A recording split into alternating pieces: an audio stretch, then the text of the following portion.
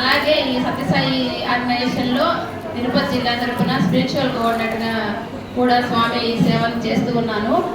ఇక్కడ ఒక చిన్న విషయం ఏంటంటే, మా పాప కూడా ఫస్ట్ గ్రూప్ కంప్లీట్ అయ్యి సెకండ్ గ్రూప్కి వచ్చింది.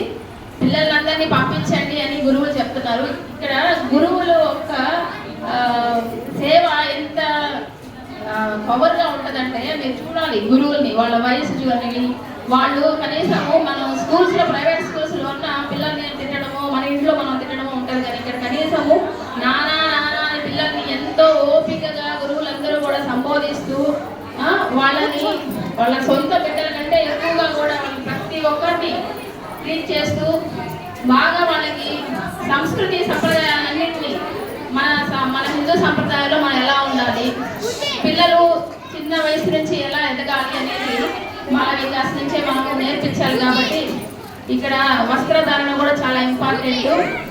ప్రతి ఒక్కరు కూడా శారీ అక్కడ ఎంట్రన్స్లోనే మనము ఎంటర్ అవుతున్నాము అనుకున్నప్పుడు శారీని కవర్ చేసుకుంటూ పైన కప్పుకొని రావాలి. ప్రతి ఒక్కరు కూడా డ్రెస్సెస్ నాట్ అలౌడ్, కానీ ఈసారి తెలియదు కాబట్టి ఫస్ట్ టైము చేశాము. అలాగే మీరందరూ కూడా వాళ్ళు చెప్తున్నారు గురువులు అనుకోవద్దు, మన గూడూరులో పిల్లలందరినీ పెంచాలి కాబట్టి గురువులందరూ కూడా ఈ 6 రోజులు స్వామి దగ్గర ప్లస్ తీసుకో బంగారు తల్లి, స్వామి ప్లస్ తీసుకో. సుగంధ ఆంటీ, లలిత ఆంటీ, లత, గౌతమి వీళ్ళందరూ ఈ 7 రోజులు కృషి వెనకాల వీళ్ళంతా చాలా కృషితో చాలా డెడికేటెడ్గా, డిటర్మినేషన్గా, డివోషనల్గా, డిసిప్లైన్గా కూడా వీళ్ళందరూ కూడా తాము ప్రతి ఒక్కరికి కూడా చాలా కృతజ్ఞతలు తెలియజేస్తున్నారు. ఎందుకంటే ఇంత డిసిప్లిన్ మామూలు స్కూల్స్లో ఉండదు.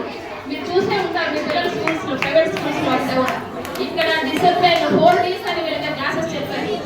4 Ds అంటే డిటర్మినేషన్, డివోషన్, డిసిప్లిన్, డెడికేషన్. అట్లా ప్రతి ఒక్కటి ఇక్కడ ఉంటేనే ఇప్పటి బాలలే రేపటి భారత పౌరులుగా ఉంటారు. కాబట్టి ఇది తల్లి ఒడిలాగా, స్వామి సాయి మాత తల్లి ఒడిలాగా భావించి ప్రతి ఒక్కరిని బాల వికాసం పంపించి స్వామి వారి ఆశీర్వాదం తీసుకోవాలని తెలియజేస్తున్నాను. జై శ్రీరామ్.